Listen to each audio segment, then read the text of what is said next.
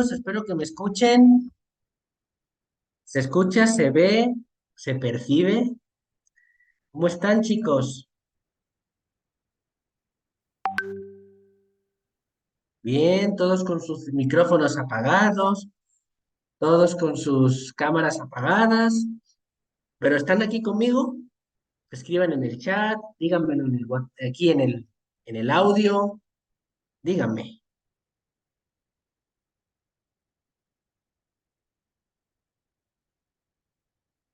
Si no, me espero. Ah, me dicen por aquí, Deli, me dice, profe, buenas noches. Muy bien. ¿Quién más está por aquí? Tenemos a Deli. Buenas noches, profesor Andrés, Buenas de acá noches, de Lima, Yolanda. Perú. Muchas gracias, sí, aquí escuchándolo. Perfecto. Y Marilú, hola, ¿cómo estás? Qué bueno que ponemos la cámara. También hay un poquito desocupadas en el ambiente. Está bien, está bien. ¿Quién va a venir hoy un viernes por la noche? Sí, Nadie, ya están por allá, por allá. todo el mundo se va de fiesta ahora, menos nosotros. Bueno, ¿cómo están? Espero que bien. Ya se les corrigieron sus exámenes. No sé si ya recibieron sus puntuaciones. No, todavía no nos han entregado, a menos no recibido.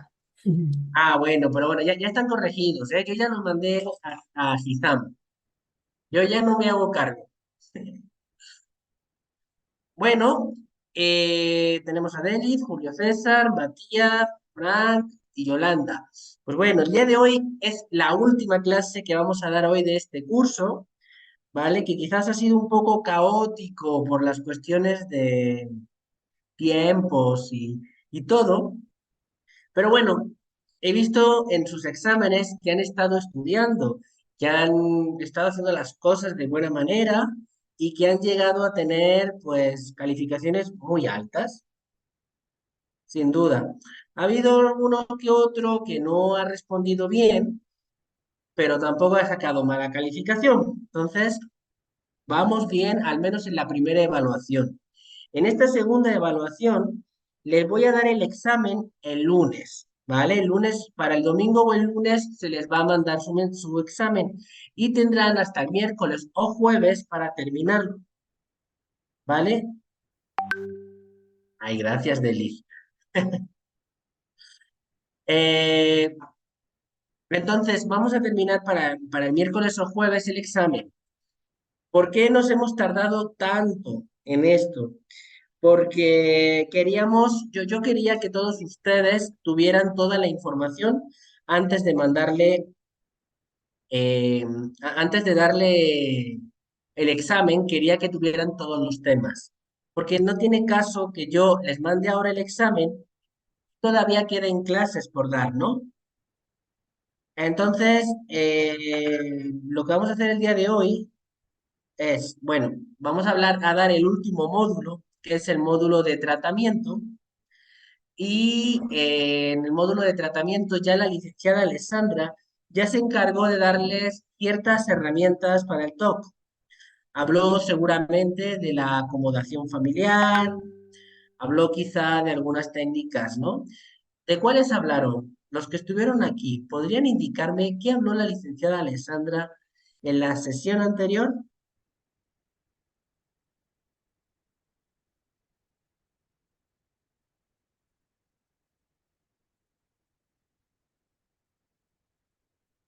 A ver, ¿o no habló de nada? ¿Estuvieron aquí contando chistes? A ver, ¿qué hablaron en la sesión anterior?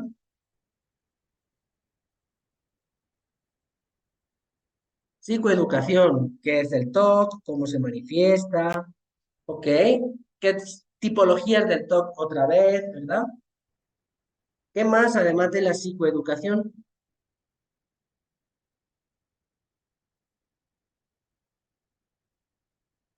Ah, muy bien. A pacientes y familiares. Perfecto. Y técnicas. ¿Se habló de la exposición y prevención de respuesta o no se habló de ese tema? Porque de eso va a encargarse la sesión de hoy.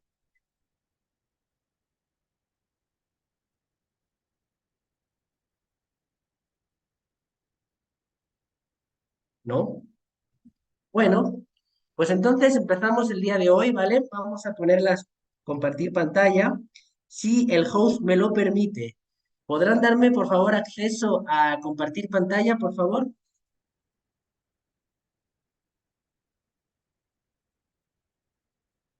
Listo.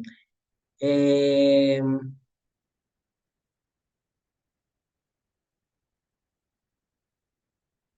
ya, se ve la pantalla, ¿verdad que sí? Muy bien. Entonces, hasta este momento necesitamos, dice Marilú, más full EPR. Perfecto. Vamos a empezar hablando de la EPR, de cuáles son los tipos de exposición que van a encontrarse, ¿vale? Cuáles son los que yo recomiendo para algunas tipologías del TOC. Algunas me gustaría que ustedes las pudieran deducir, ¿vale? Para esta clase. Pero bueno, vamos a iniciar, ¿vale? Exposición y prevención de respuesta para el trastorno obsesivo compulsivo. Para cualquier tratamiento tenemos que empezar a dar la psicoeducación, que esto fue lo que hizo Alessandra la semana pasada. Bueno, no, la sesión pasada. Dio pues lo que dimos en nuestra sesión, que fue terapia cognitiva conductual para el TOC. ¿Qué es el TOC? ¿Qué es la EPR? ¿Qué es la adquisición? Y diversas adquisiciones de técnicas, ¿no? Que nos contó también Alessandra, ¿no? Hasta aquí, chicos, está esta diapositiva. ¿Tienen alguna duda, alguna pregunta antes de meternos en materia? Estoy dispuesto a recibir sus preguntas, pero no todos a la vez, ya saben ustedes.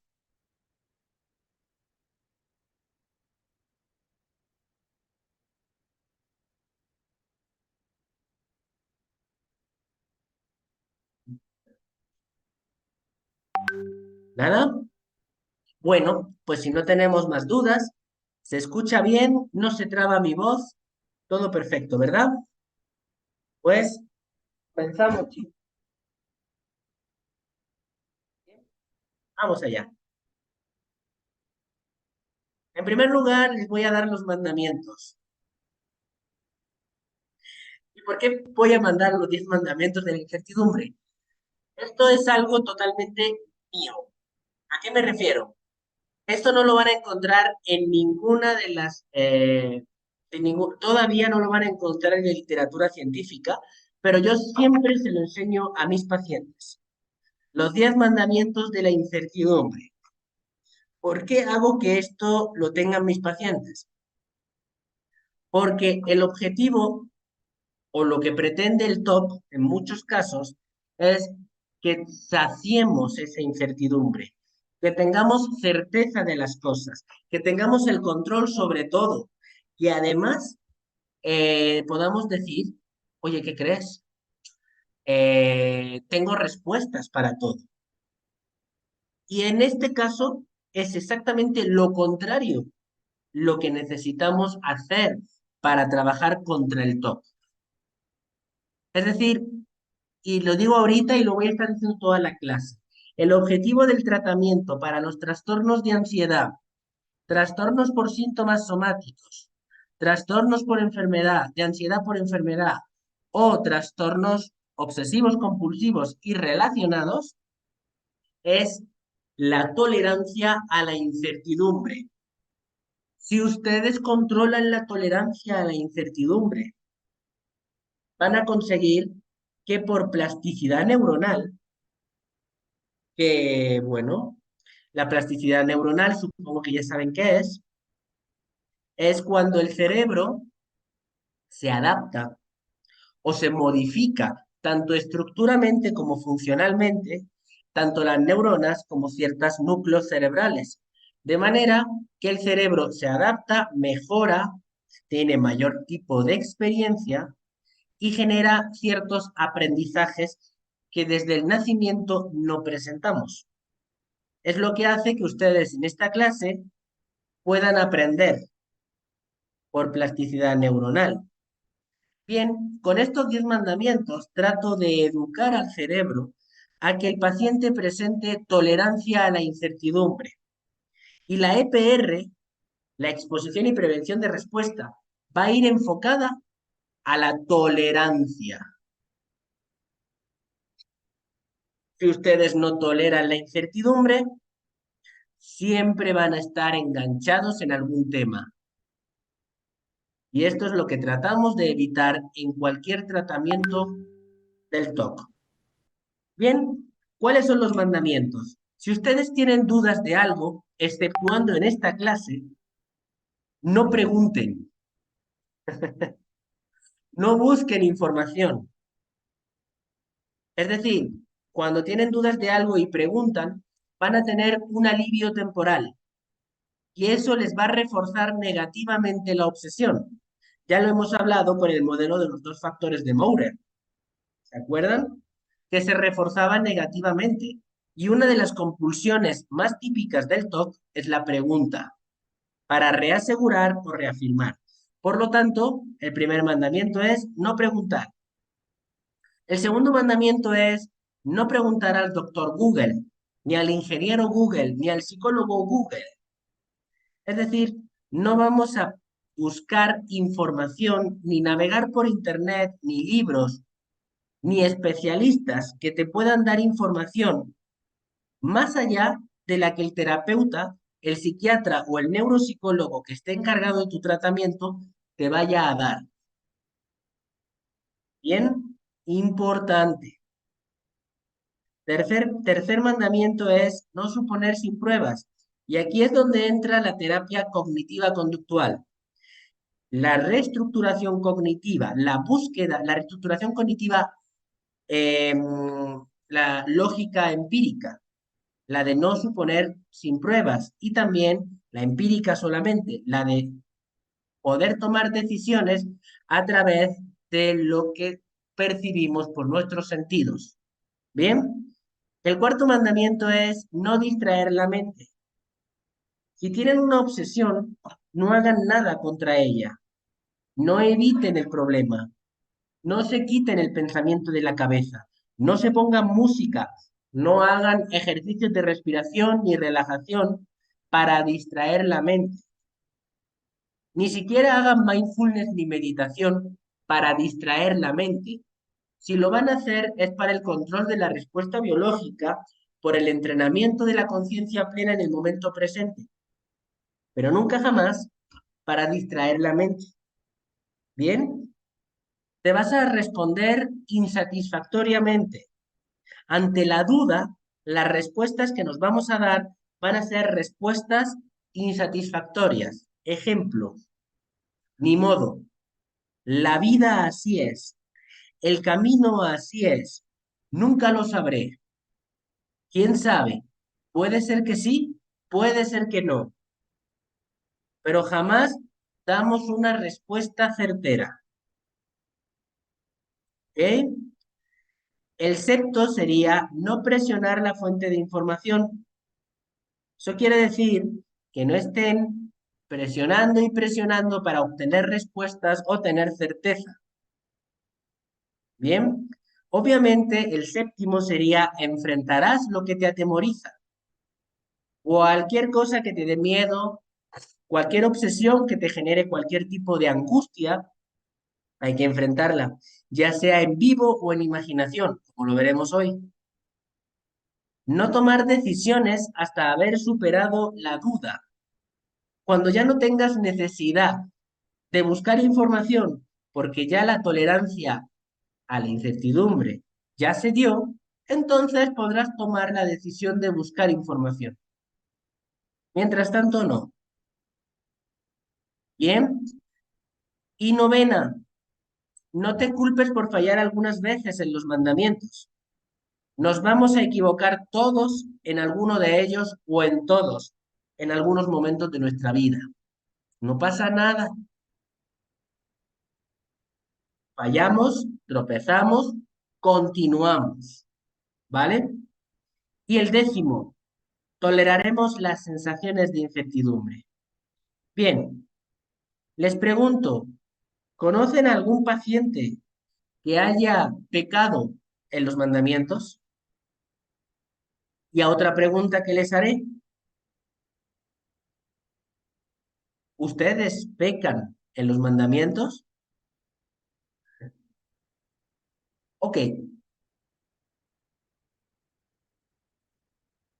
no todos a la vez, por favor. Yo sé que ustedes no pecan, pero cuéntenme, si pecan, pecaron sus pacientes, ¿qué les parece los mandamientos? A fin de cuentas es un reglamento.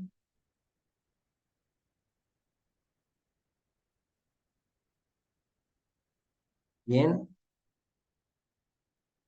Bien, ¿qué pasa si la persona desborda de ansiedad? Aquí es cuando les digo, yo les muestro los mandamientos, pero igual requieren de una guía. No se puede trabajar los mandamientos si no hay una guía terapéutica que a la misma vez esté apoyando al respecto. Si ustedes pecan en los mandamientos, van a tener un alivio temporal. Quizás el desborde de ansiedad no se va a dar en ese momento, pero va a mantenerse durante mucho más tiempo y al final va a terminar desbordándose de ansiedad. Si ustedes no pecan en los mandamientos, va a haber una ansiedad exagerada, quizás, un sufrimiento exagerado, quizás, pero a pesar de todo, recordemos los fundamentos básicos de la ansiedad. La ansiedad es una emoción, más bien un sentimiento o un estado o una sensación de aquel cual el cuerpo se prepara para lucha o escape. Como cualquier reacción emocional del cuerpo, que es normal, no mata.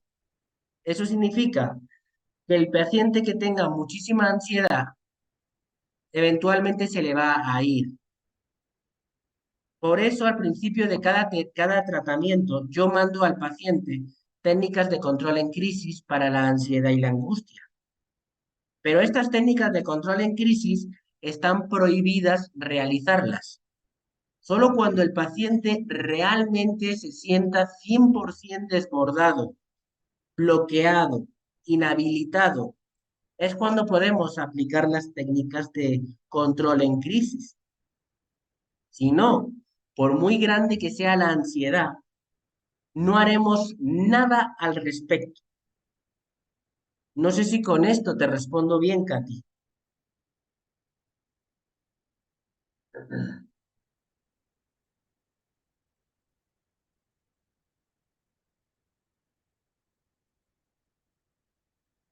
¿Sí?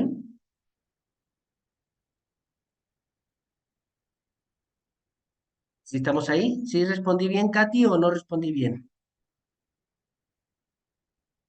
Ah, que es fuerte, es fuerte. También les digo algo. Los especialistas en ansiedad y TOC no puede ser cualquier persona, no puede ser cualquier psicólogo. La mayoría de los que trabajamos en esto solemos tener, ¿cómo decirlo? Como los médicos, estómago. Tenemos que tener cierto nivel de sadismo, porque lo que tenemos que hacer son cosas demasiado desagradables para el paciente. El paciente va a llorar en consulta. El paciente va a gritar, te va a odiar en consulta. Y nosotros tenemos que estar preparados para eso. Las técnicas de exposición nunca son agradables. Vamos en contra de lo que por inercia nos pide la mente. Vamos en contra de todo los que las demás corrientes.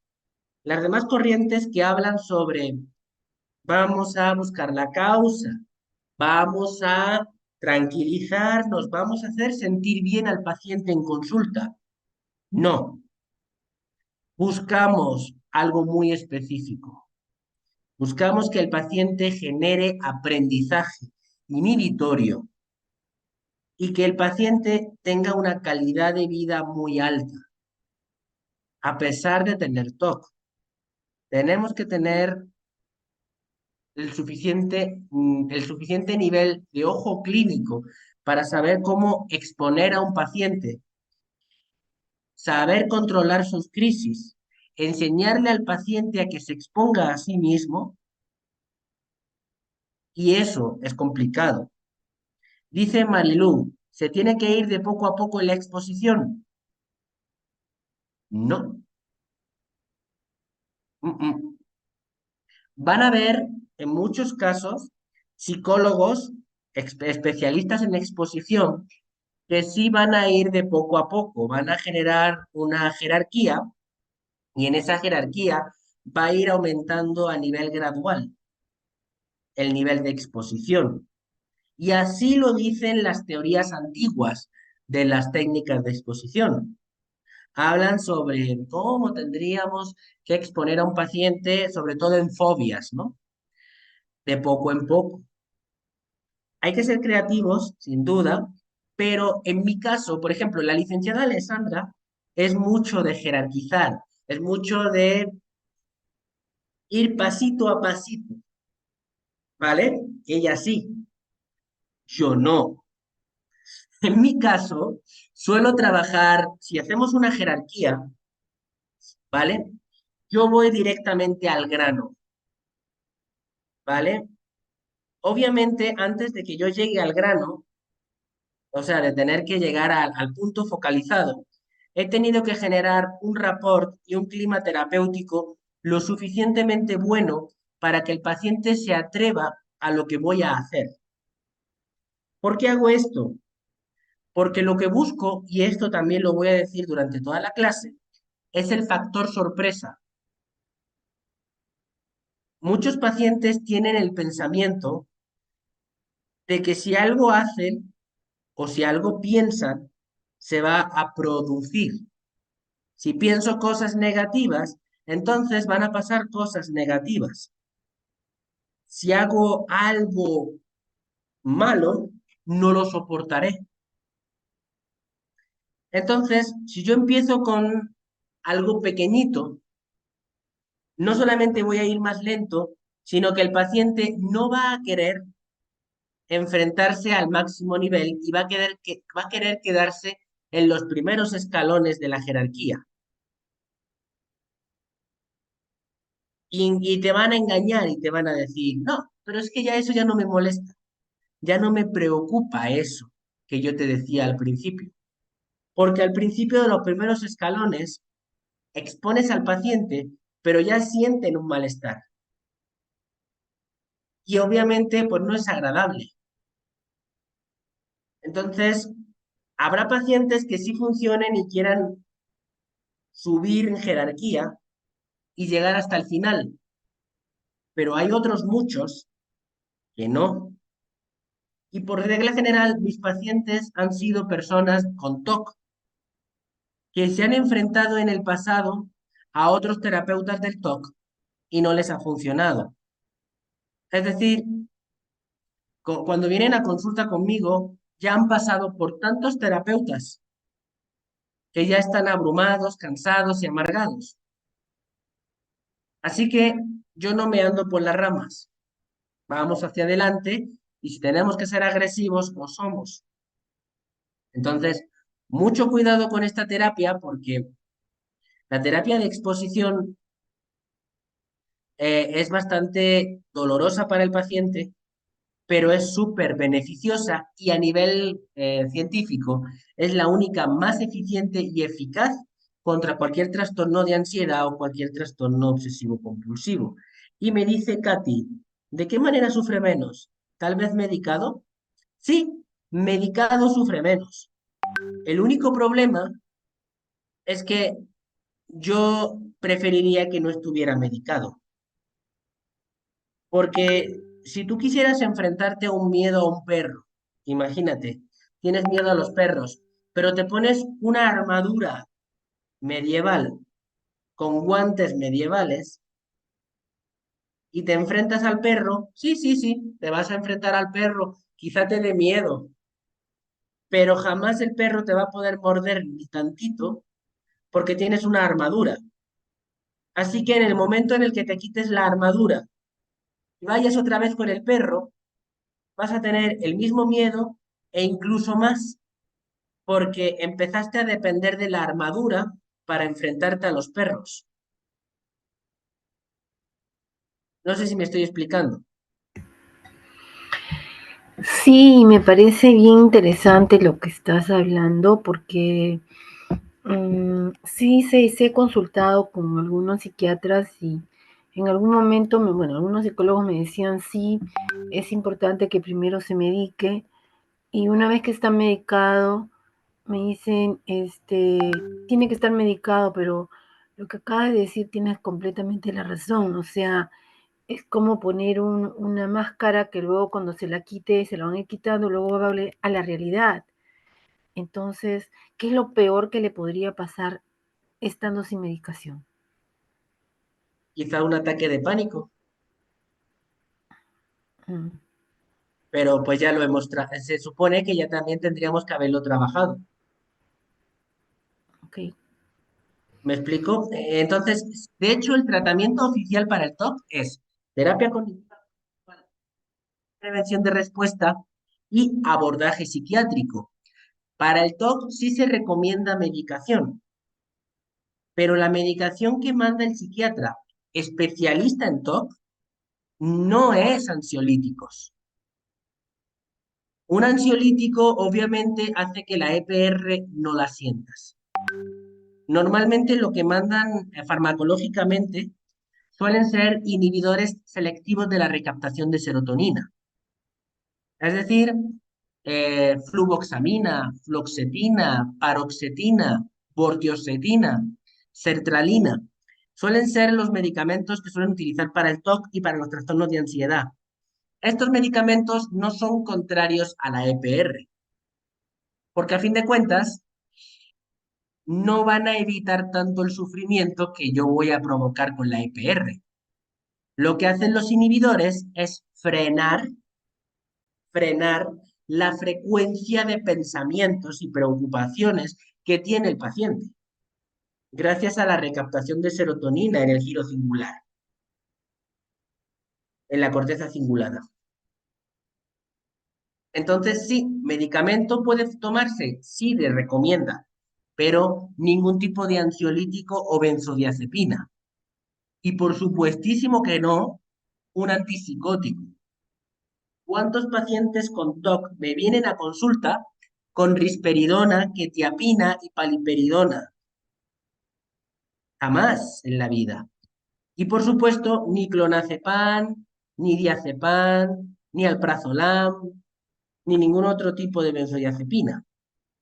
De hecho, por eso, cuando nosotros trabajamos el TOC, el psiquiatra y el psicólogo siempre están en comunicación. Y si nos han mandado algún tipo de ansiolítico, el psiquiatra nos pregunta antes para ver si de alguna forma la dosis afectaría a nuestro tratamiento.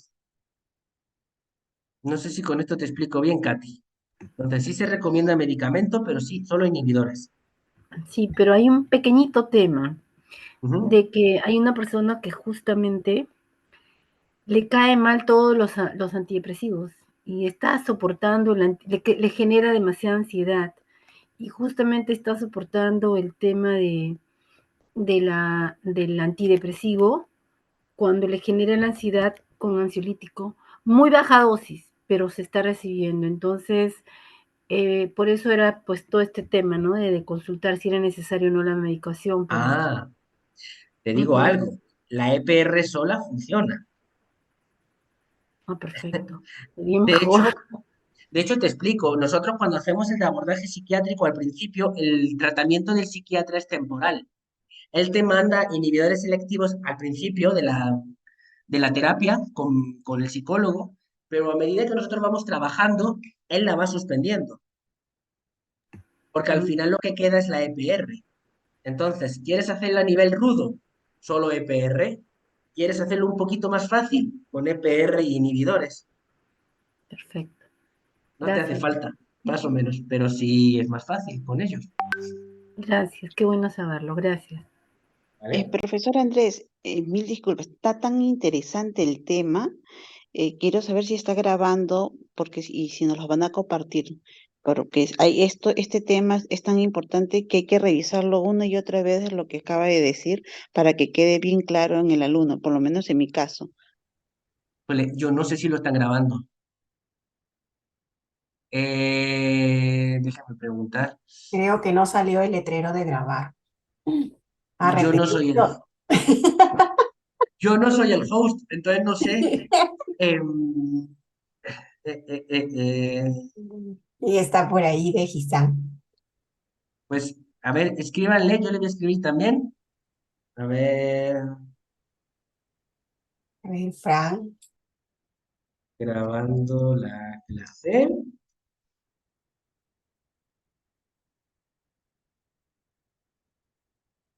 Bueno, de cualquier manera, chicos, si en algún momento requieren cualquier cosa, me mandan WhatsApp, ¿va? Ay, no, de nuevo a grabarlo en el WhatsApp en un audio. O en un audio me dicen algo así ya y sin problemas. Es que no soy el host, sino yo lo ponía a grabar. Ajá, no puedo. Ah, record, a ver. Le voy a pedir una petición al host a ver si lo podemos grabar.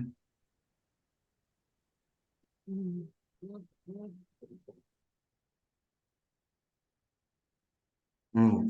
Bueno, mientras tanto, dudas que tengan con los mandamientos, chicos.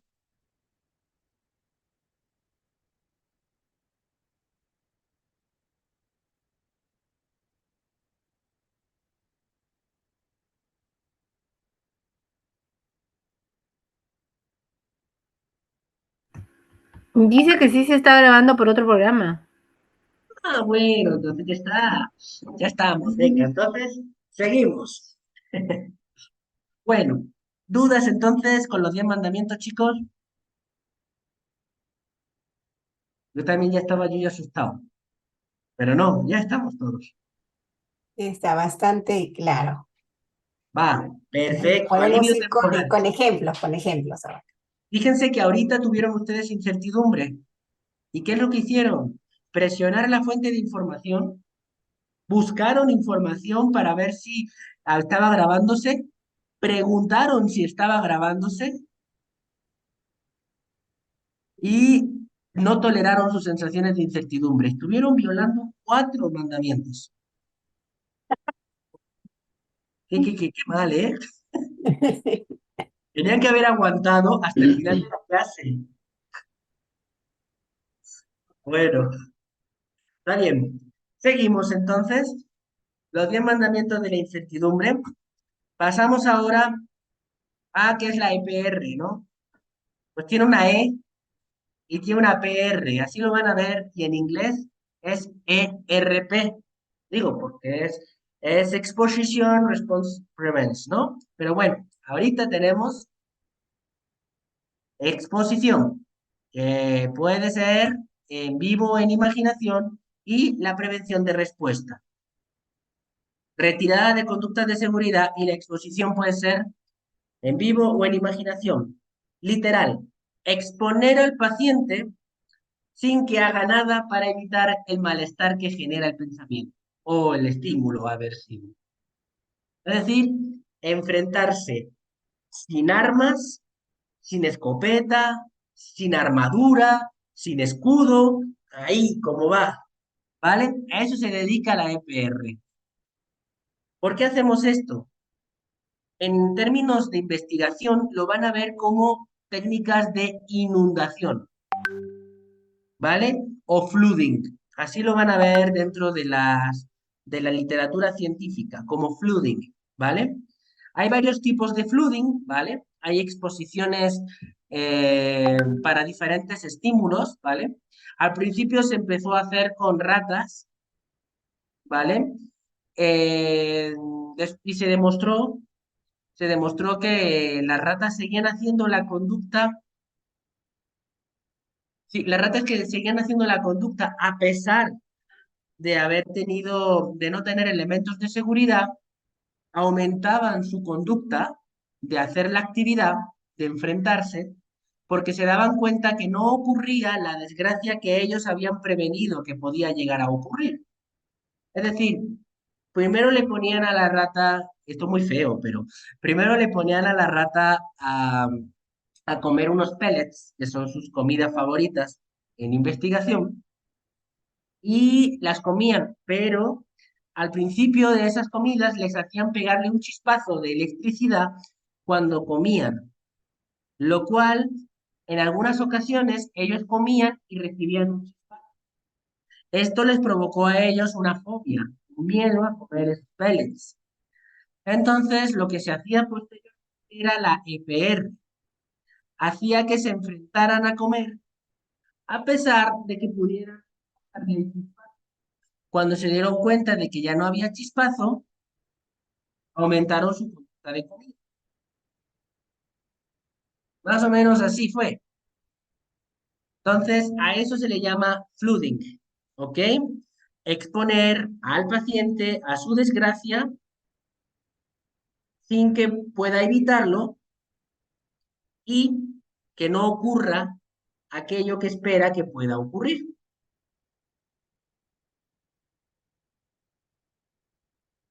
Bien, ahora, varios tipos de exposición en humanos van a ser los siguientes. Lo podemos hacer en vivo o en imaginación. Por ejemplo, para un trastorno de ansiedad por separación, en caso de niños, se hace de las dos maneras. Bien imaginando en forma de relato, de estímulo, de frase, etcétera, que tus papás se van a ir y que no van a regresar, o en vivo. Gradualmente, los papás se van a hacer actividades fuera de la habitación y fuera de la casa donde el niño se encuentra, para exponer al paciente a la situación. Y eventualmente, los papás, pues obviamente regresan y el niño empieza a perder miedo, ¿no? En el caso de fobias, en la antigüedad se utilizaba, digo antigüedad porque fue hace más de 40 años, que ya en Europa, ¿sí? La desensibilización sistemática. No lo considero EPR porque lo que hacen es exponer al paciente mientras hace técnicas de relajación. Era básicamente enfrentar al niño al perro con una armadura. Y gradualmente se la iban retirando. Pero no es suficiente porque desde el primer momento le das al niño una armadura. Cuando acaben las técnicas de exposición y llegue a su casa tranquilamente, se le va a hacer más fácil ponerse la armadura para salir a la calle, a pesar de que sabe que puede enfrentarse a la situación sin armadura. No sé si me estoy explicando. Al final terminan dependiendo de las medidas de seguridad y vuelven a caer al mismo círculo. Por eso no recomiendo la desensibilización sistemática bajo ningún concepto en TOC ni en trastornos de ansiedad. Bien, ese es un tipo de exposición. Hay otros tipos de exposición que son exposiciones para el pánico. Y estos son en vivo, nunca en imaginación. Recuerden que en el ataque de pánico no tiene por qué haber un trigger, no tiene por qué haber un estímulo externo que provoque el ataque de pánico.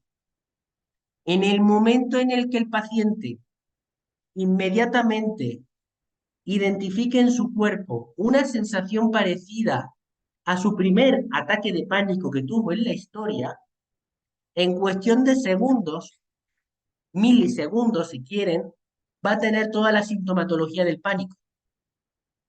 De nada me sirve imaginar que me va a dar un ataque de pánico. ¿Qué creen que hago en consulta? Pues les provoco un ataque de pánico. Y eso se llama exposición interoceptiva.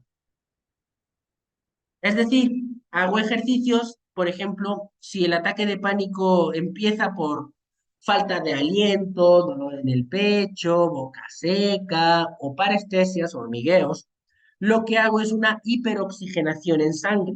Es decir, si pongo a hiperventilar a un paciente, al menos durante un tiempo estimado, y voy aumentando el tiempo sin evitarlo, provoco sensaciones parecidas al ataque de pánico e incluso más fuertes. al ataque de pánico.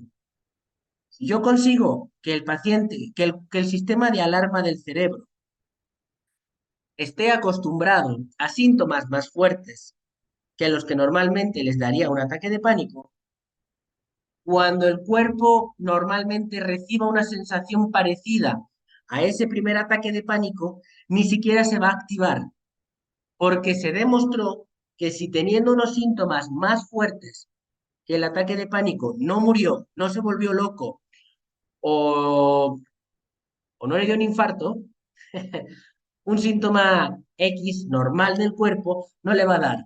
Con esto subimos el umbral del sistema de alarma y al subir el umbral del sistema de alarma ya no se produce ataque de pánico. Bien, ahora con el TOC, dependiendo de cuál sea la sintomatología del TOC, de cuál sea el tipo de obsesión, vamos a trabajar en vivo o en imaginación. Por ejemplo, en vivo, si el TOC es religioso, dependiendo si de su TOC habla, por ejemplo, de que, me acuerdo de un caso que sale en un libro de, de Grayson, que habla de que un paciente con un TOC religioso tenía el pensamiento de la Virgen haciendo pole dance en un, en un bar. Y esa obsesión se manifestaba constantemente, ¿no? Entonces él iba a cuanto sacerdote podía para pedir disculpas y que lo confesaran, ¿no? ¿Cómo creen que trabajamos este tema? ¿Qué se les ocurre? ¿Cómo podríamos exponer a un paciente con obsesiones de la Virgen haciendo pole dance en un bar de carretera? Exponiendo a la Virgen, a la hermana, a la madre, delante de él, para que pueda, exponiéndolo y ver que se trabaja dentro Por de sesión. ejemplo, podría llevar una imagen de la Virgen a un bar de carretera de chicas haciendo pole dance. Y incluso podríamos ponerlo que cambiara el cuerpo de la chica y pusiera la parte de la Virgen, ¿no? Para que vaya viendo cómo lo va haciendo, ¿no? O como dices, que alguna mujer que él considere muy, muy buena, muy, muy pura y muy casta, haga también ese tipo de ejercicios, ¿no? ¿Qué más formas podrían ser?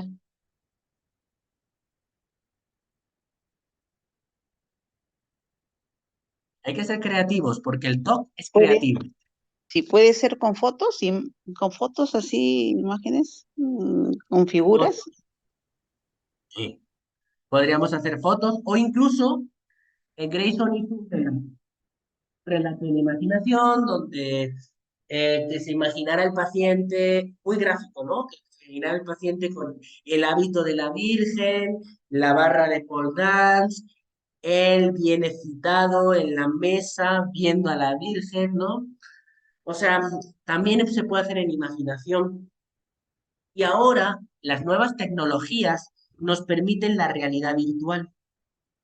De hecho, hay un programa que se llama Amelia, que está preparado ese software para realizar un avatar de nosotros mismos y del paciente para que haga las exposiciones. Y hay diferentes contextos donde se puede hacer la exposición en realidad virtual. Así que imagínense.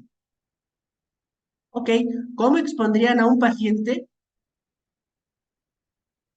como el que tuvimos en el examen de falsa memoria sobre pensamiento? Recordemos que el paciente tenía miedo a que a lo mejor cree que podría haber abusado sexualmente de su ex. Bien, ¿cómo exponemos a un paciente ahí? ¿Qué se les ocurre? Puede ser traerla imaginariamente a la persona y que pueda hablar con ella, no lo sé. Pueden entablar conversación, ¿usted cree? Estaría violando los mandamientos. Ok. Ujú. Podemos hablar con ella de una forma externa, si nos lo permite, para que ella le reclame por un abuso sexual. Ajá, interesante. Claro, es obviamente ella tiene que decir, no, es que sí, me violaste duro y me hiciste mucho daño, ¿no? Y se lo haga muy frecuente. O bien, si tenemos la posibilidad de contactar a la ex, pero si no la tenemos, Por imaginación también podría ser que se le haga de que le llega la demanda, ¿no? La demanda de que ¿no? Se le va a acusar por violación. efectivamente. De hecho, yo me gusta mucho piratear documentos oficiales. Obviamente, para trabajo terapéutico, ¿no? También. Pero pueden ver una demanda penal en Internet, cómo se hace, y ustedes hacen una demanda penal con los datos del paciente sobre un abuso sexual hacia su ex y se la damos y que la lea. Ujú. Buena exposición también. Ajá. ¿Bien? Esto también se hace con las TOC de enfermedad. Los que tienen miedo a tener cáncer, a tener SIDA, a tener cualquier tipo de enfermedad, se piratea un informe médico y se ponen los datos del paciente. O bien, si tenemos la posibilidad, ponemos a un actor con bata médica, que parezca muy médico, que le haga unas supuestas pruebas, obviamente todo consensuado con el paciente, que le haga unas pruebas y que le diagnostique una enfermedad terminal, inventándose hasta las radiografías. Pero obviamente el paciente sabe que es irreal, pero lo que queremos es que se exponga esa imagen de una forma repetida. Bien, les voy a hacer una pregunta. Ah, bueno, perdón, Marilu me dice, si el toque es con contaminación, el miedo es a vomitar. Qué rico. ¿Sabes lo rico que es hacer emetofobia? Es delicioso. ¿Nunca han probado darle un café al paciente, un café con sal, mientras dé vueltas sobre sí mismo? ¿No? Es buenísimo. El miedo a vomitar se expone en vivo y en muchos casos de ansiedad se tiene miedo, ya sea porque tienes miedo a que te juzguen por vomitar en público o bien porque la sensación en sí te da miedo. Entonces tenemos que provocar al paciente sensaciones de náuseas y eso es más interoceptivo. Un café con sal mientras da vueltas sobre sí mismo podría generar la sensación. También enseñar fotografías o vídeos de personas que están vomitando. Eso daría también la sensación de metofobia. ¿Qué les parece? Interesante. Ahora, estas exposiciones, ¿cuántas veces se puede realizar en una sesión? Pregunta hermosa. Fíjate algo. Según la literatura científica, anteriormente la EPR estaba focalizada en un tema, la habituación. Es decir, la habituación habla de que a cuanto más tiempo se haga la exposición, el malestar irá disminuyendo. Y funciona, sí funciona, pero tiene un problema. Ahorita, imagínense, ¿les gusta el chocolate, chicos?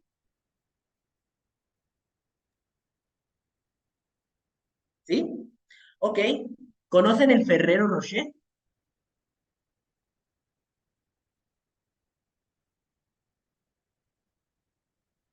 Chocolate, sí. A ver, un momentito, voy un momento hacia atrás, porque acabo de recibir un mensaje. A ver, y en caso de tener miedo a hacerle daño a su hijo, supongo que podría ser estar con sus hijos, incluso con objetos que cree que podría hacerle daño.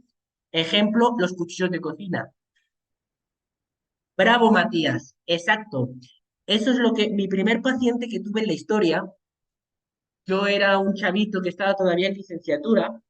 Me vino un paciente, un chavo de 22 años, y tenía un bebé de 2 meses. Y su pensamiento obsesivo era clavarle un cuchillo en el cuello a su niño de 2 meses. Pues le hice un relato en el que él mataba al niño una y otra vez, mientras la sangre saltaba y su esposa chillaba, y él tenía que estar al lado de su cuna con un cuchillo en la mesa. Efectivamente, mientras leía este relato, el cuchillo estaba a su lado y él leyendo este relato con el niño al lado en la cuna. Efectivamente, Matías, eso sería una muy buena exposición.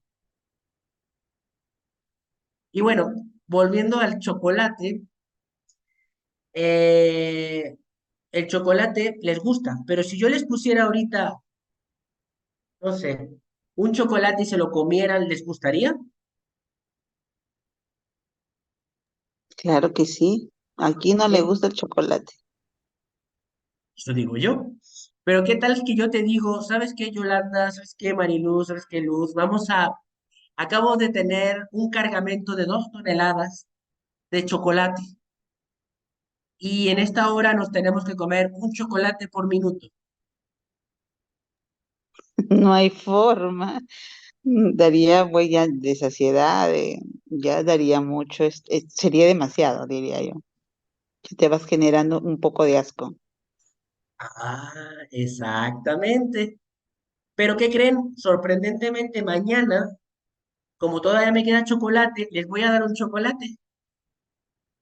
Y sorprendentemente les va a gustar, pero no tanto como antes. Y van a tener esta sensación de saciedad más temprano. Y así sucesivamente, hasta que llega un momento en el que el chocolate y ustedes se divorcian. ¿Sí? Pero ¿qué va a pasar en 3 años, en 2 años? Ustedes no volvieron a probar chocolate en esos 2, 3 años, pero pasaron 3 años y reciben un chocolate. Les va a gustar. Les va a gustar. ¿Y entonces qué pasó? ¿Para qué se habituaron si después en 3 años volvemos? Me explico por qué es importante tener mucho cuidado, porque la EPR en el pasado se hacía para generar habituación del estímulo. Es decir, el caso que nos decía Matías, yo cuando hice este relato, mi objetivo era habituarlo en esos tiempos. Habituarlo y entonces se lo puse como 20 veces al día, todos los días, ¿no? Y sí, conseguí habituarlo, pero 3 años después, 4, me llamó y me dijo que le habían venido pensamientos parecidos. No tan fuertes como antes, pero le habían venido. Y ya se estaba asustando. Entonces, ¿el tratamiento fue exitoso? Sí, pero la habituación no genera prevención de recaídas. No previene las recaídas. Es un buen tratamiento, es muy eficiente, pero no previene las recaídas. Así que cuando hagan la EPR, su objetivo no es habituar. Con esto respondo a medias la pregunta que me hiciste, ¿de cuánto tiempo? Porque si nos ponemos en técnicas de habituación, a partir de los 7 minutos, el cerebro, el sistema límbico, el tálamo y la amígdala sobre todo, empieza a bajar la carga emocional a partir de los 7 minutos. Obviamente, a los 30, 40, 50 minutos seguidos, sin distraerse, haciendo el ejercicio, va a generar habituación, ¿sí? Pero no es el objetivo de la EPR. ¿Voy bien? ¿O se quedaron con dudas? Excelente, profesor, excelente. Captado. Es lo que buscamos con la EPR, lo que dije antes. Aprendizaje, plasticidad neuronal, tolerancia de la incertidumbre, porque eso es lo que me va a garantizar que el paciente no regrese a consulta y que ya no requiera de tomar medicación bajo ningún concepto. ¿Y cómo se hace el aprendizaje inhibitorio? Hay 7 características fundamentales dentro del aprendizaje inhibitorio. En primer lugar, bueno, antes de decirles, el tratamiento del aprendizaje inhibitorio es más lento que la habituación. Cuando haces EPR, espera un aprendizaje inhibitorio, es más lento, pero en la prevención de recaídas es menor, la recaída es menor. Con la habituación es más rápido, pero la prevención de la recaída es mayor.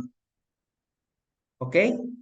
Y lo que pretendemos es que el paciente no regrese. Entonces, aprendizaje inhibitorio. El primero de los elementos que buscamos es el reencuadre de expectativas. Recuerden que hay 4 características fundamentales de un ansioso y de un toquiano. Vamos a decirlo así.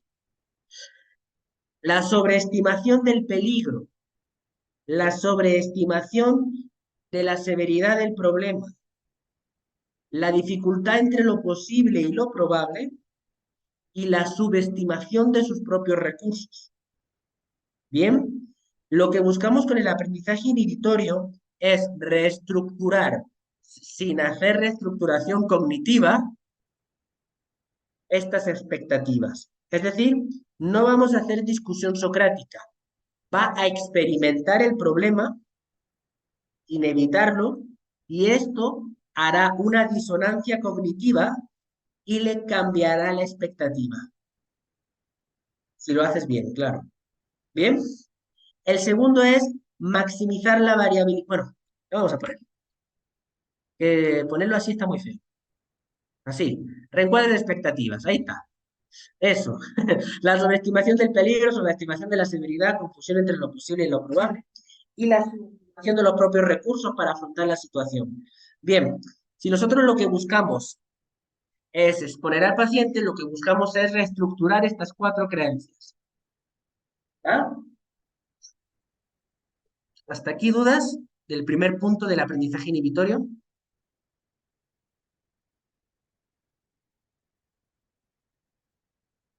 Está claro. Perfecto. Vamos al segundo, que es la maximizar la variabilidad. Y con esto termino de responder la pregunta de antes del tiempo. ¿Les gustan los dados y los juegos de azar? Los juegos de azar, perdón, los juegos de rol. No sé si han jugado a los juegos de rol antiguos que necesitaban como 4 dados para poder hacer cualquier tipo de movimiento. Un dado para mover al personaje, otro para el tipo de ataque, otro para saber si te defiendes o no, y otro si tiras algún tipo de flecha. Bueno, yo jugaba esos juegos. Pues ese tipo de juegos yo hago en exposición. Yo tengo que cambiar el contexto, el intervalo y la intensidad. Entonces, ¿qué es lo que hago? Tiro 3 dados. Primer dado es el tiempo de exposición. Si sacas 1, son 10 minutos que te expones. Si sacas 2, 20. Si sacas 3, 30. Si sacas 4, 40. Si sacas 5, 50. Si sacas 6, 60. Segundo dado, del 1 al 6. Yo he hecho una jerarquía previamente. ¿Y a cuál me voy a enfrentar? No lo sé. Lo que me digan los dados. Pongo 6 jerarquías, pongo 6 estímulos. En función de lo que me diga el dado, me expongo a ese estímulo en particular. Aunque hoy me esté molestando otro estímulo, yo me enfrento al que me tocó en el dado. Y el tercer punto es el contexto. Hay ciertas obsesiones que se detonan más en ciertos lugares.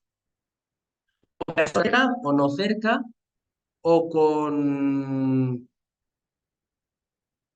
personas cerca o no cerca, en algún lugar en la calle, o en casa, o en el baño, o donde sea. Eso lo voy recuperando en mi entrevista.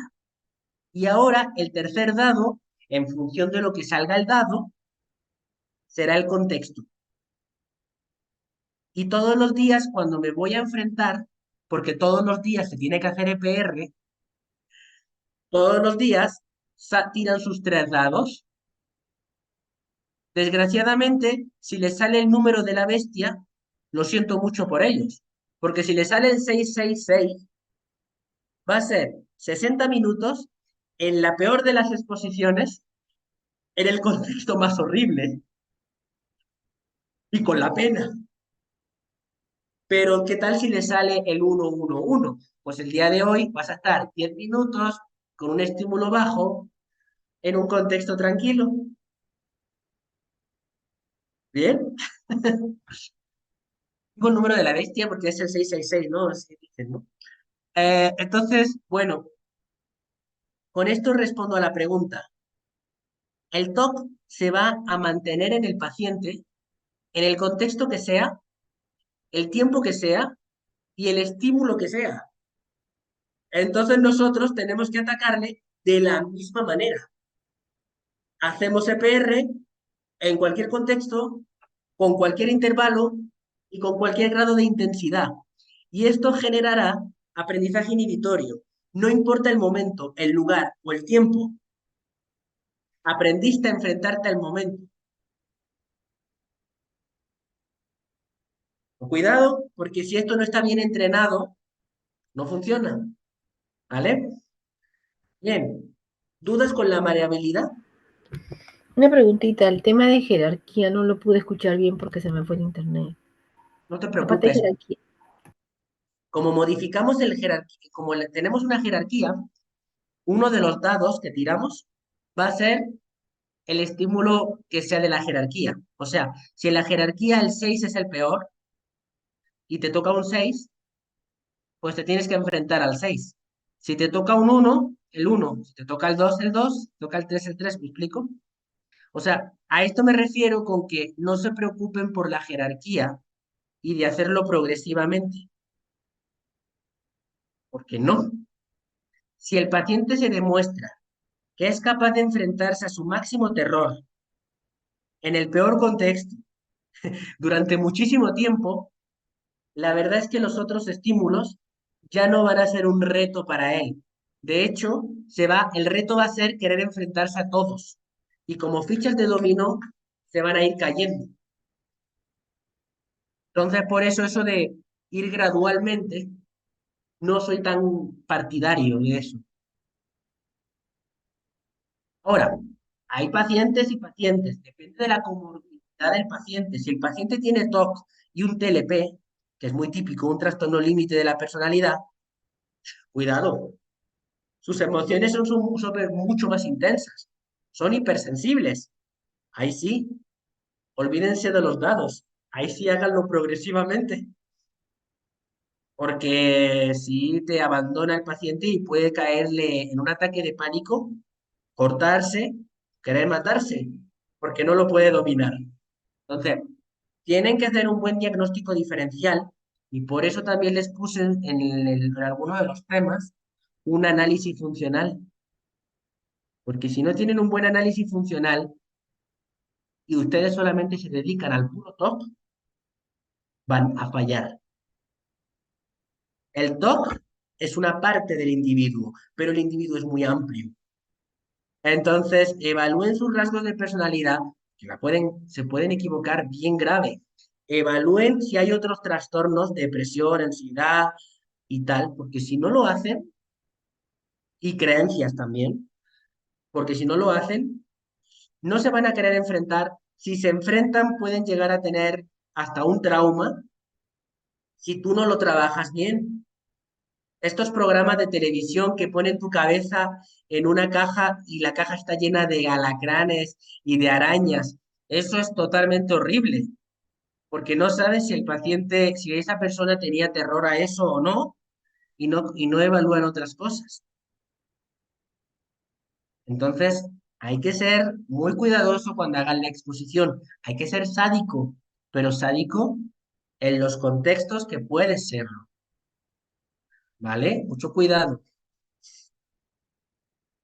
Bien, pas- ahora vamos al tercero, combinación de estímulos. Hay un cuarto dado, pero no lo había dicho, ¿se acuerdan? El cuarto dado es Combinación de estímulos. ¿Por qué solo te vas a enfrentar al TOC religioso si también presentas contaminación? ¿O por qué solamente te vas a enfrentar al TOC de contaminación si también tienes un TOC de homosexualidad? Mézclalos, no hay ningún problema.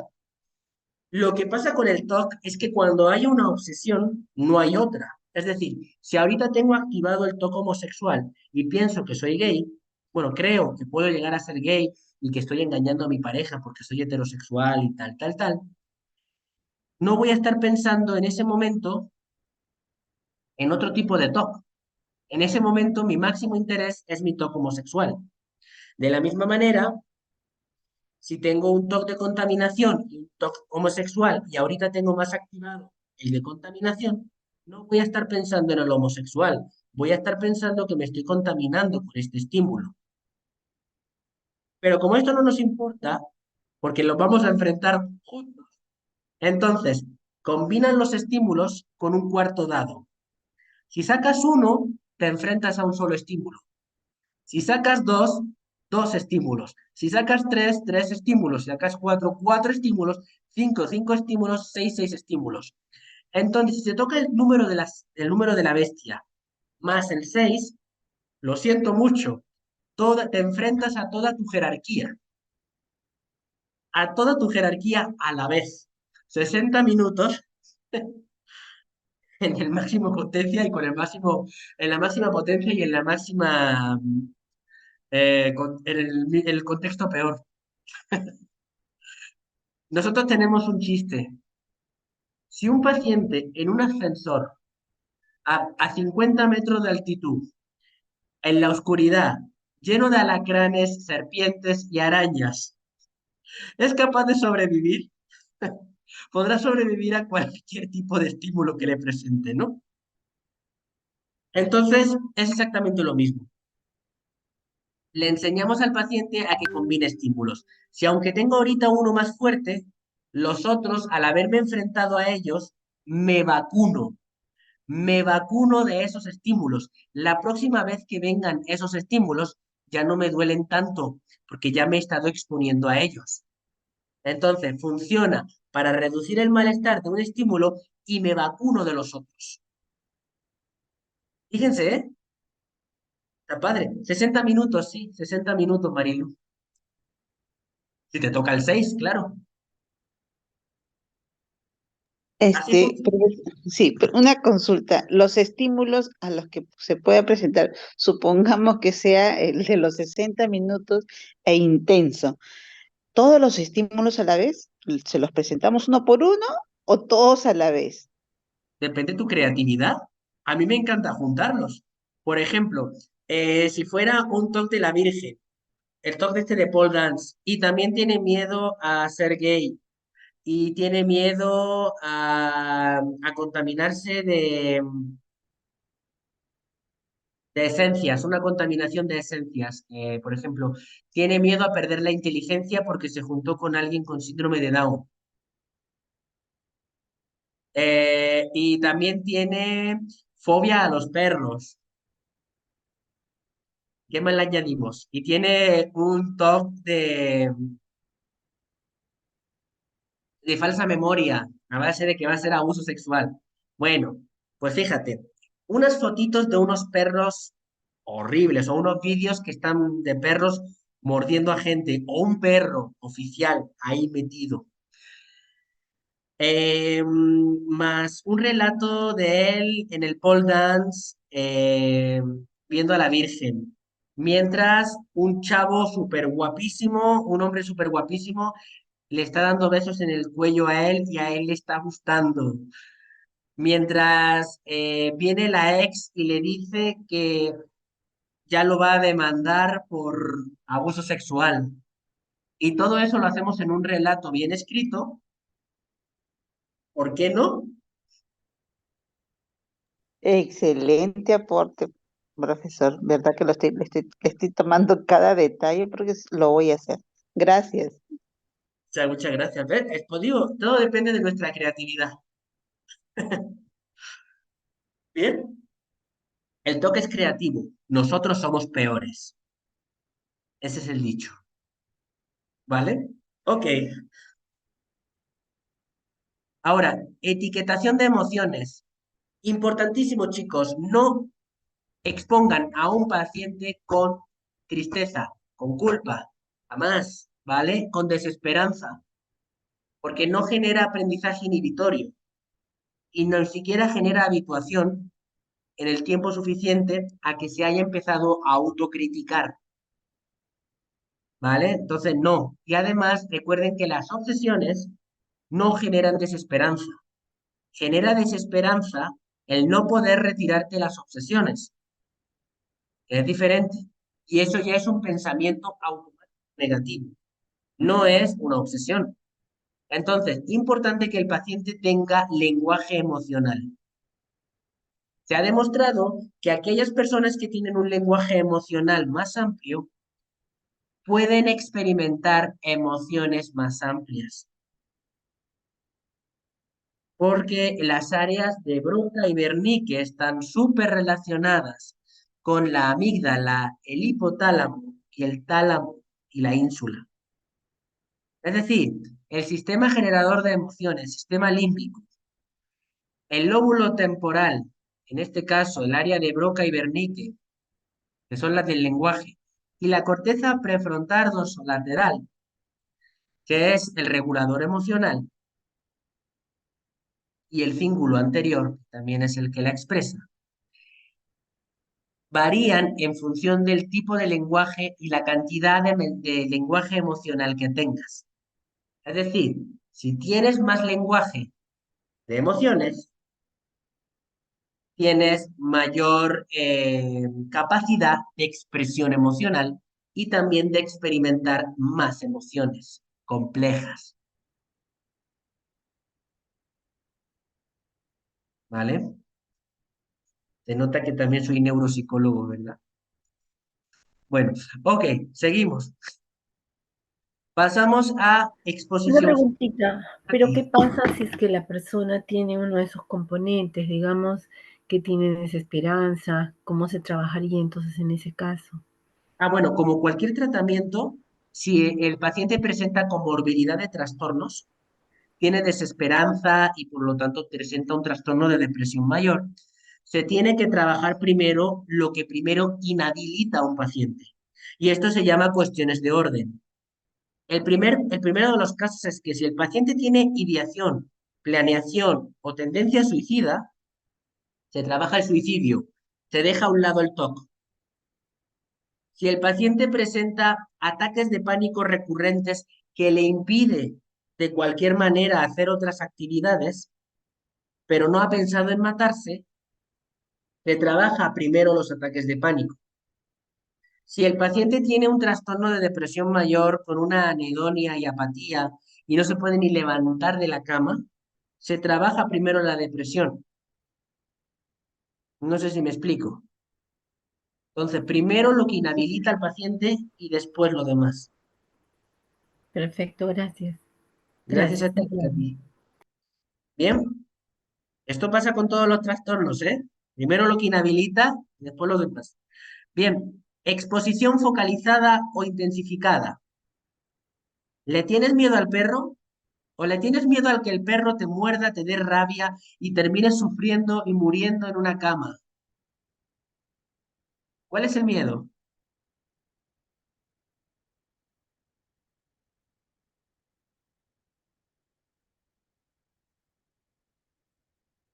El morir en una cama. Efectivamente.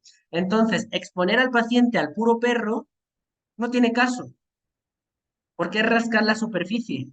Si vas a exponer a un paciente, tienes que exponerlo de forma focalizada. ¿Es el contenido de la obsesión lo que te preocupa? No. ¿Es tu miedo a que la Virgen esté haciendo pole dance? No. ¿Es el miedo al sacrilegio y a la blasfemia? No. ¿Es el miedo a que una entidad superior te castigue y sufras en el mundo terrenal o espiritual después por haber tenido estas blasfemias? Es ahí donde atacamos. Entonces, nosotros exponemos al paciente a que la Virgen esté haciendo pole dance, pero mientras se le van mandando mensajes de Dios te va a castigar, Dios te va a hacer que sufras en tu otra vida. Puede que tu otra vida no exista por culpa de este tema, por pensar estos temas. Ese es su miedo focalizado. ¿Entiendes? ¿Entienden?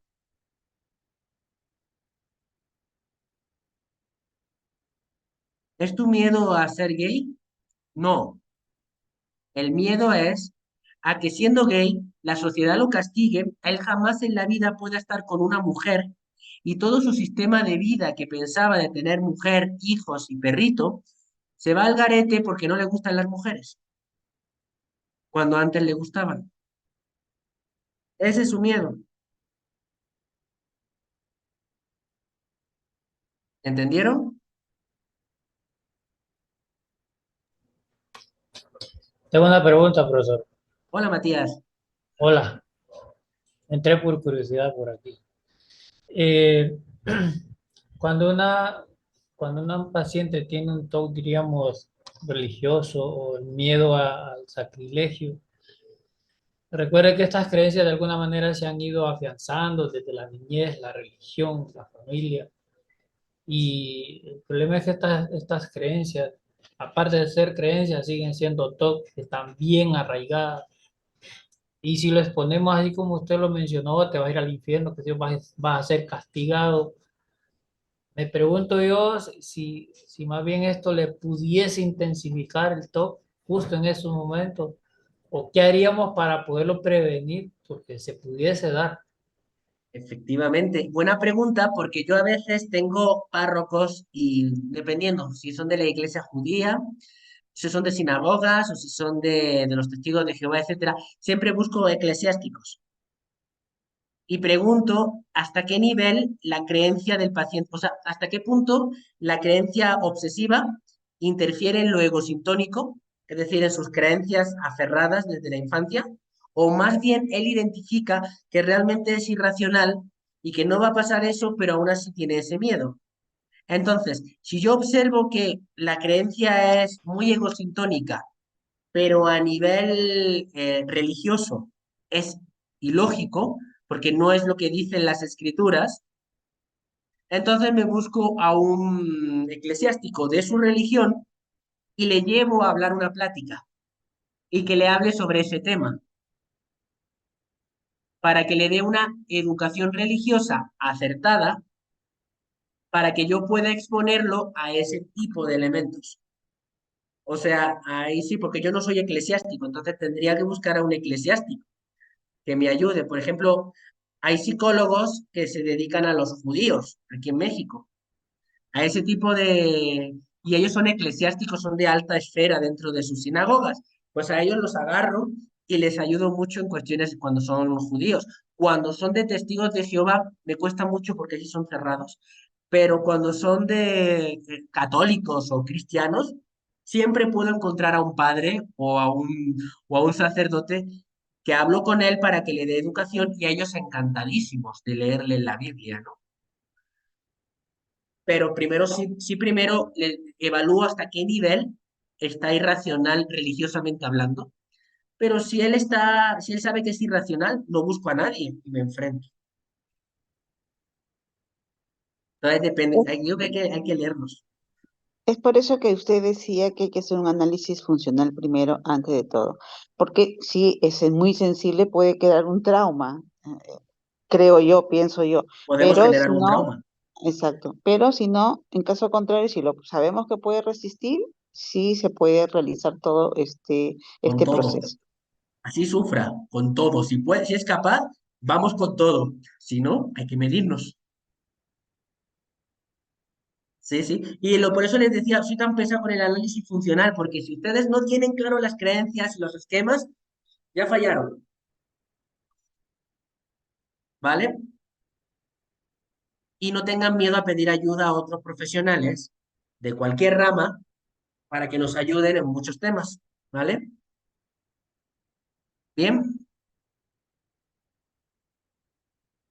Refuerzo ocasional durante la extinción. Bueno, pues obviamente hay que darle un poquito de, lo estás haciendo bien, fíjate que antes te daba miedo esto y ya no te da miedo, eres un campeón, estoy orgulloso de ti, vamos bien. Con esto no hay dudas, ¿verdad?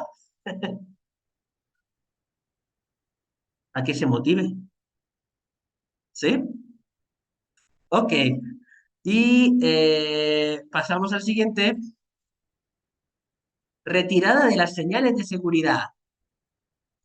Mira, si un paciente necesita una pulsera para que le quite la mala vibra que podría contaminarse, pero si no, no se puede enfrentar desde un primer momento, bueno, puedo permitir una sola compulsión, una sola medida de seguridad, solo una, para que se empiece a enfrentar las primeras veces.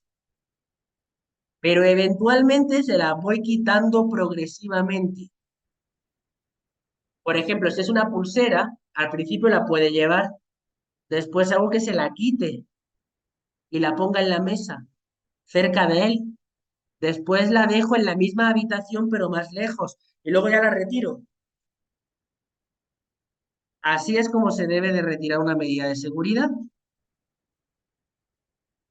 ¿vale? Pero si puedes enfrentar al paciente sin ninguna medida de seguridad, ya estás, ya triunfaste, ¿vale?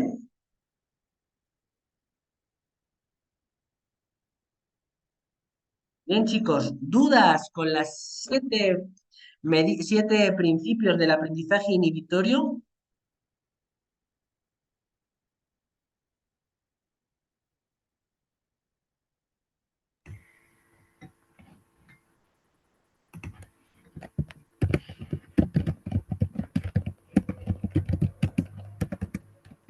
Katy, te estoy escuchando tus teclas, pero no te escucho a ti. No, para mí todo claro, muchas gracias. He aprendido Ah, mucho más de lo que pensé. bien. Estas son las medidas del aprendizaje inhibitorio. La pregunta que se le hace es, ¿bajó tu ansiedad? No, jamás se le hace esa pregunta al paciente.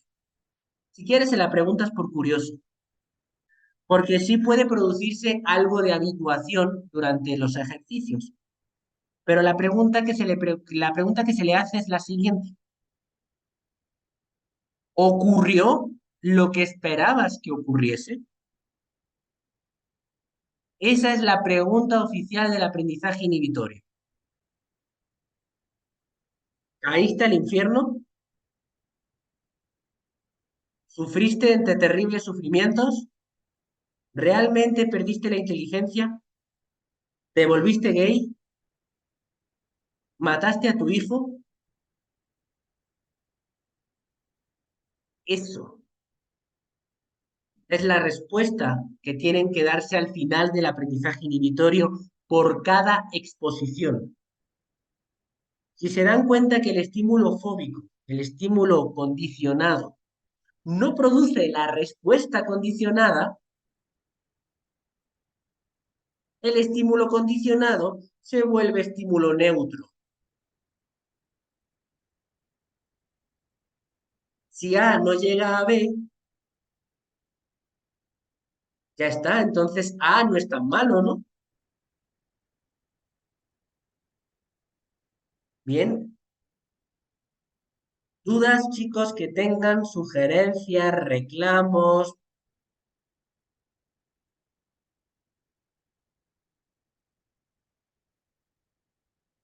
no todos a la vez, me están abrumando mis oídos, tinnitus. Ay, Dios.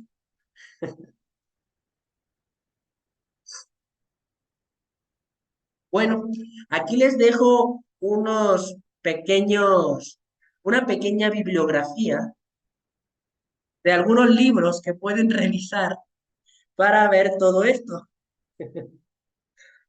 Pues por ahí viene, por ejemplo, el primero, ya que estamos, vamos a ver uno por uno, más o menos, para que veamos cómo va.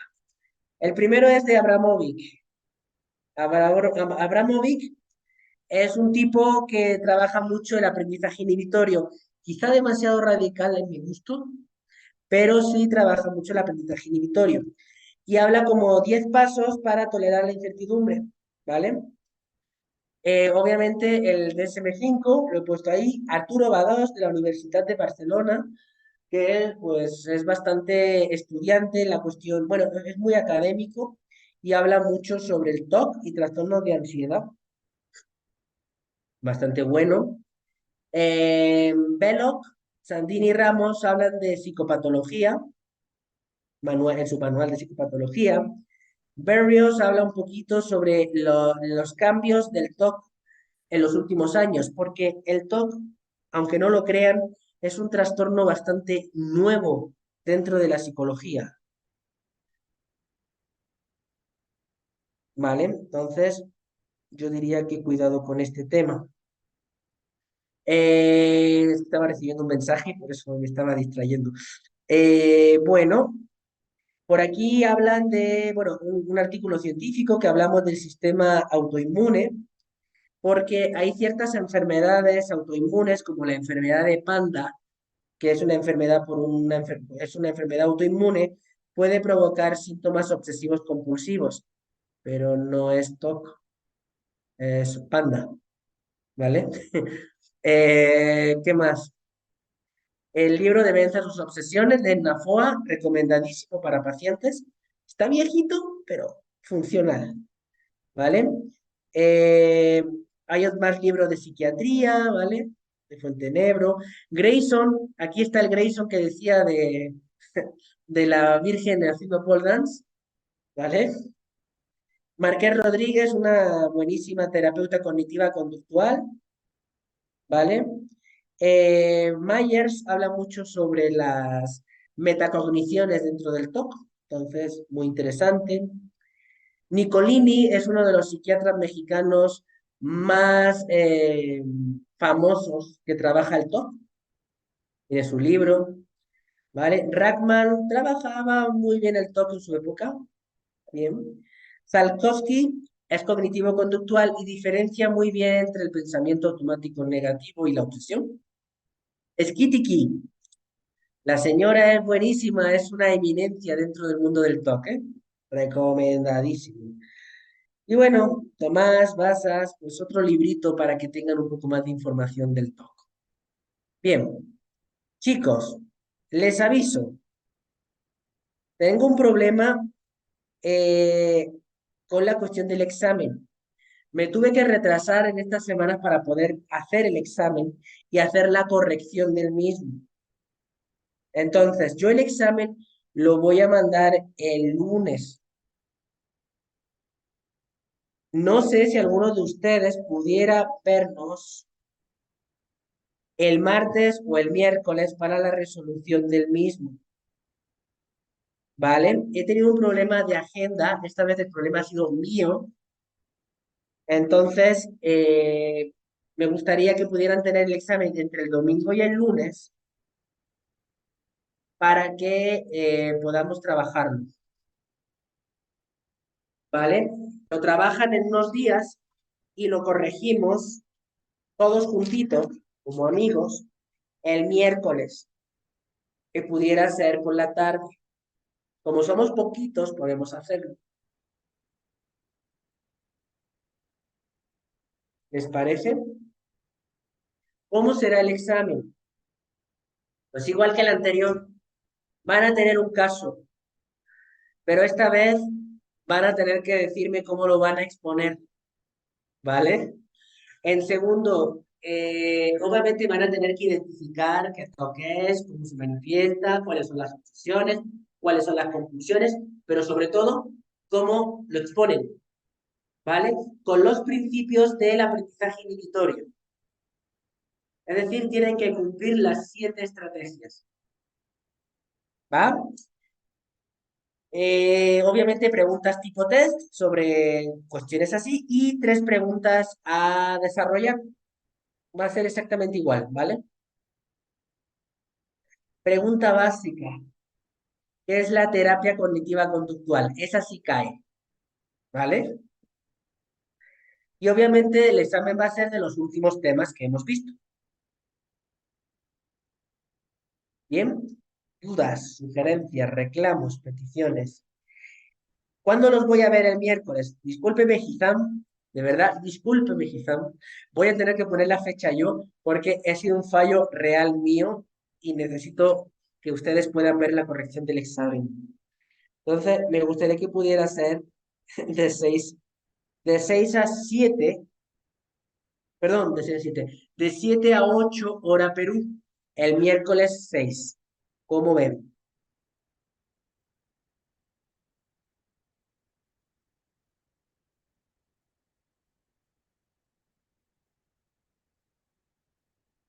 Si no pueden, no pasa nada. Esta clase es extra, ¿vale? O sea, no pasa nada si ustedes no se presentan a esa clase.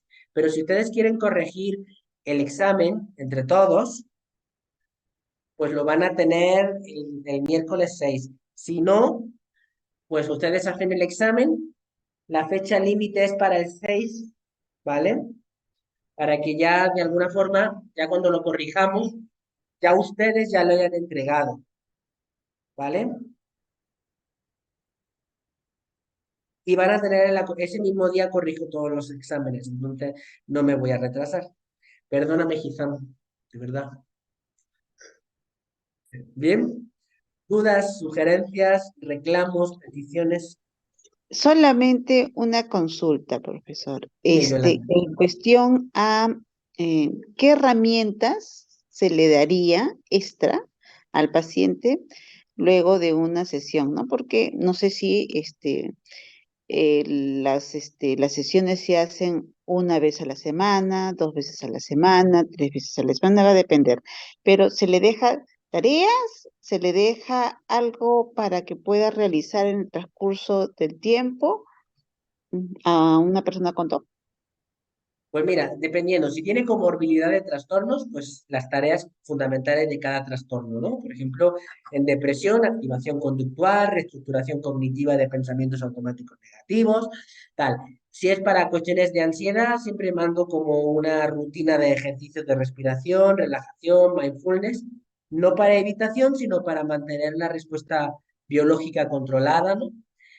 Pero sobre todo para los que tienen TOC, si el paciente ya sabe y en consulta ya se ha expuesto, pues tiene que seguir exponiéndose todos los días aunque no venga a consulta. Y me tiene que mandar un reporte por WhatsApp de cómo le ha estado yendo la exposición. De hecho, hay un guión para aprendizaje inhibitorio que viene las respuestas, ¿no? Que viene, ¿y qué pensabas antes de hacer la exposición? ¿Y qué ocurrió después? ¿No? Ese tipo de preguntas me las responde el paciente fuera de consulta, cuando haga su exposición él solito, y me lo va, cada día me va mandando una foto de ese guión o me lo escribe por WhatsApp. Esa es una de las tareas. Ya dependiendo de qué tipo de TOC tenga, pues si se le detona mucho el TOC en la escuela, pues la escuela tiene que hacer ciertas actividades que hagan prevenir la compulsión. Dependiendo, es que depende el paciente. Y el número de sesiones que requiera, pues es que depende también. Hay pacientes que requieren de 2 veces a la semana, o pacientes que requieren una vez por semana, o pacientes que buscan el intensivo. Y son todos los días de la semana vienen a consulta que expongamos. Depende. Bien, sí, está perfecto lo que me acaba de decir, porque si eso me preguntaba el tiempo, ¿no? El lapso de tiempo desde una primera sesión, de ahí cuántos días dejaremos, pero sí, ya lo tengo claro. Va a depender mucho del paciente, cómo lo requiera. Ya, Como lo está bien, requiera, pues. profesor. Hay pacientes que ya han venido de consultas de otros psicólogos con TOC. Entonces ya como que ya están un poquito, ya saben hacer EPR. Lo que yo tengo que garantizar es que la hagan bien, ¿no? Entonces, ahí hay otro tipo de tareas. Gracias, Ah, profesor, muchas gracias. bueno, pues chicos, si no hay más dudas ni nada, me despido. Los voy a ver el miércoles ya por última vez y a los que ya no se presenten ese día, pues les mando un abrazo muy fuerte, un beso, un mimo y pues los veo en otros cursos que haremos aquí en Gizam de otro tipo de temáticas, ¿vale? permíteme despedirme, profesor. De repente el miércoles no, voy a tratar de entrar porque tengo otro asunto importante también, pero en la medida de mis posibilidades voy a ingresar. Pero si por A o B no ingreso, le doy las gracias. Verdaderamente esta es una segunda oportunidad que tengo de haber estudiado con usted. La primera me quedé impactada con un aprendizaje de TCC, sí, y depresión y ansiedad, y esta es una segunda Ansioso. de esto que me pareció espectacular. No he entrado a todas las clases, pero cada vez que entro siempre está usted y verdaderamente me encantó la clase. Se me ha quedado claro, voy a aplicarlo con un paciente que tengo. Así que nada, más bien totalmente agradecida y esperemos encontrarnos en una próxima también sesión parecida o igual similar a esta, profesor. Muchas gracias por todo. Muchas gracias a ti, Yolanda. Cuídate mucho y te mando un abrazo, ¿vale?